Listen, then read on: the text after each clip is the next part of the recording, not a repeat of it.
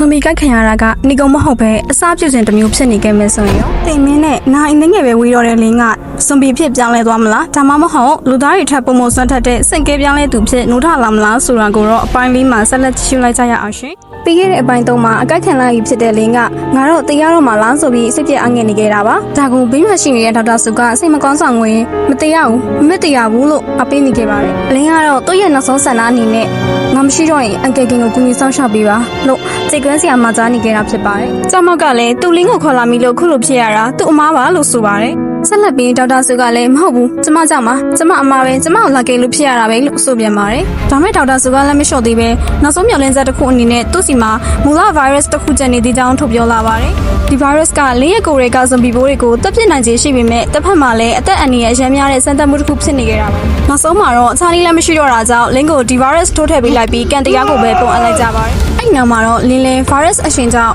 တတိလက်မြညောသွားခဲ့ပါတယ်။ဒါကြောင့်မဲကြောင့်မောက်ကကားကိုလမ်းပေးထိုးရက်လိုက်ပြီးလင်းရဲ့အချိန်တွေကိုလာကြည့်ခဲ့ပါတယ်။အဲ့နောက်မှာတော့ဒေါက်တာဆုနဲ့ကြောင့်မောက်တို့ဟာလင်းကိုစိုးရိမ်ပြီးအတူရှိပေးခဲ့ကြပါတယ်။လင်းသတိပြန်လာတဲ့အခါမှာတော့အရင်နဲ့မတူပဲအစွမ်းထက်တဲ့ခွန်အားတွေရောက်ရှိနေတာကိုခန်းစားလိုက်မိပါတယ်။ဒါကြောင့်မဲဒေါက်တာဆုကဒါဟာပုံမှန်လူသားတစ်ယောက်ရဲ့အရာမျိုးမဟုတ်တော့ဘူး။မင်းဟာတူတေတုံစိတ်ကဲပြောင်းလဲသူဖြစ်သွားပြီဆိုပြီးအံ့ဩနေခဲ့ပါတယ်။အဲ့နောက်သူတို့ဟာအခြေဆိုင်စကန်တစ်ခုဖြစ်တတ်မှတ်ဖို့မြို့ပြင်ကစူပါမားကတ်ကြီးတစ်ခုစီကိုဦးတည်ထုတ်ခေါ်ဖို့ပြင်ဆင်လိုက်ကြပါတယ်။အဲ့ဒီနေရာကရိတ်ခါတွေလည်းအလုံလောက်ရှိသလိုဘေကင်းလုံခြုံတဲ့နေရာတစ်ခုလည်းဖြစ်ပါတယ်။ဒါပေမဲ့အဲ့နေရာကသူတို့ထင်တယ်လို့အမှန်တကယ်ဘေကင်းပါမလားလင်းဟာစိတ်ကဲပြောင်းလဲသူတယောက်ဖြစ်နှုတ်ထလာခဲ့ပြီဆိုပေမဲ့ဒီကဘာပြက်ကကြီးထဲမှာသူတို့ထပ်ပို့ပြီးအင်အားကြီးတဲ့သူရန်သူတွေရှိမနေနိုင်ဘူးဒီတော့နောက်ထပ်လာမယ့်ပြင်းထန်တဲ့တိုက်ပွဲတွေနဲ့လင်းရဲ့အစွမ်းတွေကဘယ်လောက်ထိထူးခြားနေအောင်မလဲဆိုတာကိုနောက်ထပ်လာမယ့်အပိုင်း9မှာဆက်လက်ကြည့်ရှုဆောင်မြင်ပေးကြဖို့တိုက်တွန်းလိုက်ရပါတယ်ရှင်ဒီစကားလေးကိုအဆုံးထိကြည့်ဖို့အတွက် channel လေးကိုလည်း subscribe follow လေးလုပ်ပေးကြဖို့လည်းမမေ့ပါနဲ့ဦးရှင်အဆုံးထိကြည့်ပြီးတဲ့တယောက်ချင်းစီတိုင်းကိုလည်းကျေးဇူးအများကြီးတင်ပါတယ်ရှင်